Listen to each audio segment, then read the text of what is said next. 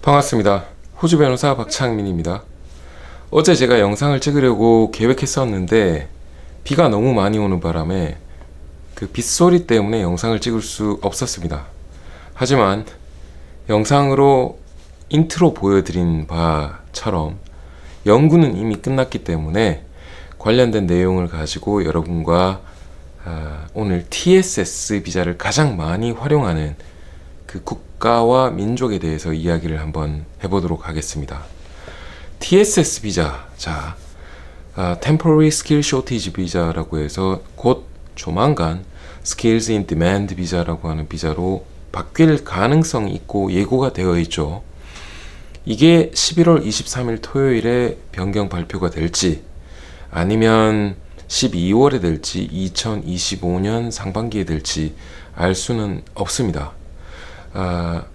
작년에 이제 이야기가 나올 때 2024년 하반기에 Skills in Demand 비자로 변경될 것이다 라고 했었지만 올해 5월 달에 버짓 나잇을 할 때 TSS 비자 관련돼서 요구되던 2년 경력이 1년으로 줄어들 것이다 라고 이야기를 했기 때문에 사실 그거 자체만 봐서는 2024년 11월 23일에도 TSS 비자가 이렇게 경력 요구적 조건이 낮아질 것이다, 짧아질 것이다, 뭐 이렇게 보는 게 합리적이긴 합니다. 하지만 여전히 변동될 가능성이 있기 때문에 주목할 필요는 있죠. 저희 법무법인 박앵코는 다른 곳에서 기술 이민 이런 것들에 대해서 열심히 세일즈를 하고 있을 때 취업 이민이 얼마나 중요하고 이 비자를 적극적으로 활용할 필요가 있다라고 계속해서 설파한 적이 있고 관련된 세미나를 여러 차례, 그리고 저 개인적으로도 제 유튜브 채널을 통해서 고용주를 위한 취업비자 안내, 직원들을 위한 취업비자 안내 이런 식으로 나누어서 연속적으로 굉장히 많은 영상을 찍은 적이 있습니다. 그만큼 좋은 비자이기 때문인데 몇몇 악성 고용주들이 이걸 남용하고 잘못된 형태로 현혹시켜서 직원들에게 피해를 주고 억압하는 수단으로 쓰이고 있어서 문제가 된 바가 있죠. 그마저도 올해 7월 1일부터는 워커 익스플로이테이션을 막기 위해서 굉장히 많은 변화가 주어져 있기 때문에 직원들 입장에서는 TSS 취업 비자를 경계하거나 미루거나 피할 필요는 없습니다.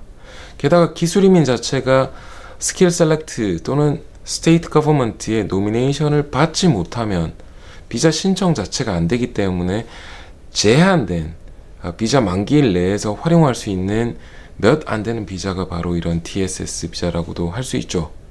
그런 측면에서 좀 눈치 빠른 분들은 내 경력과 학력 그리고 현장에서의 경험 그리고 내 커리어를 이어가기 위한 목적에서라도 이 취업 비자를 굉장히 잘 활용해야 됩니다.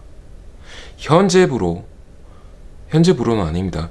2024년 8월 31일부로 호주 현지의 TSS 비자 소지자가 무려 17만 8,416명입니다.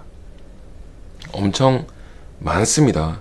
호주 전국에 지금 존재하고 있는 사람 숫자를 다 합쳐도 2,700만 명인데 그 중에 무려 17만 8,416명이 TSS 비자 소지자예요. 물론 가족들 다 포함한 숫자입니다. 그런데 오늘 갖고 온 자료에 따르면 2023년 10월 1일, 즉 13개월 전입니다. 작년 10월 1일 기준으로 호주의 TSS 비자를 가지고 있는 사람들의 국적을 다 따져보았을 때 랭크를 탑5를 매겨봤다 이거죠. 자, 여기에 대해서 5위를 보면 스리랑카 사람이고 전체 TSS 비자 소지자의 3.9%입니다. 숫자로는 5,464명이고요. 4위는 사우스 아프리카입니다. 5.5%이고 7,617명이라고 하네요. 그 다음 3위는 유나이티드 킹덤, 즉 영국에서 온 사람들인데요. 10.2%를 차지하고 있고 14,186명입니다. 대망의 2위는 필리핀스, 즉 필리핀 사람들이에요. 무려 12.1%를 차지하고 있고 16,904명이 필리핀 출신의 TSS 비자 소지자입니다. 주신 정자, 가족들 다 포함해서요. 대망의 1위는 무려 21.7%로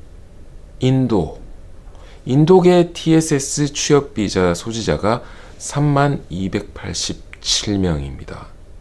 호주 내에 이렇게 탑5 국가가 차지하고 있는 TSS 비자의 전체 비율은 53.4%, 무려 74,458명이 이 5개 국가 출신자들입니다. 자, 대한민국 사람들은 어떻게 될까요? 퀸즐랜드에서 연 단위로 봤을 때 가족들 다 포함해서 TSS 비자 소지자가 신청자가 350명 정도 되고 이런 통계가 있습니다. 그 중에 무려 180명 가까이가 저희 박앤코를 통해서 받고 계시니까 엄청나게 압도적인 숫자 아닙니까? 전국구로 치면 저희가 굉장히 많은 이런 취업 비자들을 하고 있는데 통계에서 조금 오차가 있을 수 있는 점은 미리 밝힙니다. 그리고 이 통계 자체가 작년 건지 재작년 건지 이것도 제가 정확하게 지금 기억을 못하고 있어요. 지나가면서 페이스북에서 봤던 자료인데 지금 찾을 수가 없어서 안타깝게도 그 공개를 이렇게 보여드릴 수 없는 점은 양해를 부탁드립니다.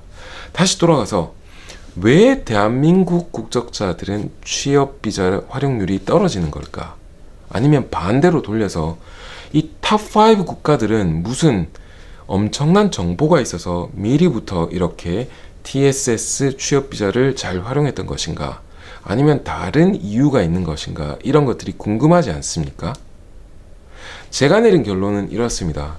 이 5개 국가의 출신자들이 일단 영어가 조금 편한 국가입니다. 3위에 해당되는 유나이티드 킹덤, 영국계는 일단 이 사람들 중에서 엄청난 사람들이 의사 출신입니다. 인도도 마찬가지이긴 한데 인도도 의사들이 굉장히 많이 오거든요.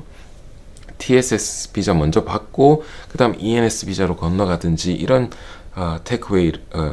테크트리를 타고 있는 거죠. 일단 영어가 되는 사람들이 많다 보니 일자리를 찾는 것도 조금 쉬울 수 있고, 그 다음에 급여라고 하는 차원에서 T-SMIT 또는 Annual Market Salary Rate를 정당하게 받아야 될 때 고용주랑 니고시에이션 자체를 조금 더 원활하게 할 수 있는 이런 것들, 그 다음에 가속화된다라는 표현을 쓸 수 있는데 먼저 온 친구나 지인들이 이미 자리 잡아 있으면 그곳에 취업하기가 조금 더 쉬워진다라고 하는 이런 좀 포지티브 인포스먼트가 훨씬 더 강화되어 있다, 이렇게 보는 게 맞겠습니다. 근데 이것 때문에 조금 포기해서는 안 되는 게 TSS 현재 기준으로 보자면 미디엄 롱텀도 IELTS 기준으로 이치 5.0만 받으면 된다라는 이야기거든요. 대부분의 한국 사람들도 영어 공부를 조금만 하면 TSS 비자용으로는 영어 점수 받을 수 있습니다. 물론 영주권 갈 때 이치 6.0을 받아야 되니까 일단 점프해야 되는 벽이 약간 부담이 될 수는 있죠. 일도 해야 되고 영어 공부도 해야 되고. 하지만 이 TSS 비자를 받는 순간부터 영주권 가는 방법은 사실 그렇게 어려운 것은 아니기 때문에 열심히 노력한다면, 일단 엔트리 자체를 했다면 그 끝을 볼 가능성이 굉장히 높아진다라고 말씀드릴 수 있죠. 그러니 안 할 이유가 있겠습니까? 그리고 TSS 받자마자 바로 ENS 영주권을 갈 게 아니라 TRT를 하더라도 2년은 버틸 것이고, 다이렉트 엔트리를 하더라도 기술 심사라든지 이런 것들을 맞춰야 되고 영어 점수 맞춰야 되니까 적어도 꽤 오랜 시간이 걸릴 가능성이 있지 않습니까? 이런 부분에서 봤을 때 TSS 비자는 이 영상을 보고 계신 많은 분들은 오히려 더 노력해서 받아야 될 필요가 있다라고 말씀드립니다. TSS 비자가 또 좋은 이유는 일단 TSS 비자 자체에 캡을 걸어 놓지 않았어요. 즉 쿼터가 있어가지고 몇 명 주고 나면 막아버리고 이렇지는 않습니다. 그래서 genuine need를 제대로 보일 수 있고 정당한 고용주를 만났다면 비자를 승인받을 수 있는 확률이 굉장히 높아진다라고 이야기를 할 수 있죠. 다만 한 가지 caveat, 제한 요건을 하나 말씀드리자면 TSS에서 영주권을 갈 때는 쿼터가 정해져 있죠. 네. 그렇기 때문에 지금 3만 몇 명의 자리를 놔두고 전 세계에서 오프쇼어에서 다이렉트 엔트리도 지금 시도하는 분들이 있을 터인데, 호주 내에서 TSS를 가지고 있는 17만 8천 명 중에서 이 상당 부분이 또 ENS TRT라든지 이런 것들을 통해서 영주권 자리를 놓고 싸울 거 아닙니까? 그러니 TSS 받았다고 영주권 가는 길은 정해져 있지만 이걸 얼마나 최단기간 내에 갈 수 있느냐, 이건 굉장한 퀘스천이 붙게 됩니다. 영상 보고 계신 분들 중에서도 ENS TRT 신청했는데 또는 다이렉트 엔트리 신청했는데 왜 이렇게 오래 걸리나, 메트로 지역은 1년도 훨씬 더 넘게 걸리고 왜 리지널 지역은 석 달 만에, 2달 만에 나오고, 이런 차별은 정말 정당한 것인가 궁금해 하시는 분들 많이 계십니다. 아래에 있는 저희 네이버 호주 이민 사랑방 카페에 오셔서 다른 분들과 소통하시면서 여러분들 상황은 어떤지, 다른 분들 상황은 어떤지 묻고 답하는 기회 가져보시기 바랍니다. 자, 취업비자. 일단 자리가 정해졌으면 실컷 조건, 일한 만큼 급여를 받을 것이고, 정당한 급여가 나오지 않으면 일자리를 바꿔서 직장을 바꿀 수도 있죠. 마이그런트 워커에 대한 익스플로이테이션은 막기 위한 제도가 지금 고안되어 있기 때문에 급여를 받으면서 호주 생활을 가족들과 하는 가운데에 영주권 갈 수 있는 길들을 준비할 수 있을 겁니다. 또 현장에서 영어 쓰면서 일을 하면서 당연히 영어 실력을 개발시켜야 될 거고요. 이런 좋은 프로그램이 TSS 비자이고 호주 취업 비자입니다. 왜 박앤코가, 변호사 박창민이 여러분들에게 계속해서 작년부터 취업 비자 좋은 비자입니다, 나쁜 비자 아닙니다 라고 설파해오고 있었던 것인지 이제 이해하셨는지 모르겠습니다. 저희가 돈 벌기 위해서 세일즈 하는 거 아니니까 오해 없으셨으면 좋겠습니다. 저희는 일자리를 찾아드리는 리크루트먼트 업체도 아니고 에이전시도 아닙니다.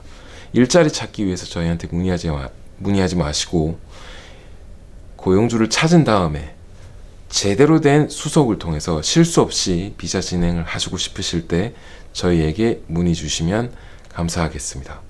그리고 혹시 영상을 보고 계신 고용주분들 계시면 제대로 된 대행인 또는 전문가와 함께 회사의 정보와 그 다음에 마이그레이션 플랜을 통해서 이런 기술자들을 영입하는 그런 프로그램을 차근차근 차곡차곡 실수 없이 준비하시는 것이 좋습니다.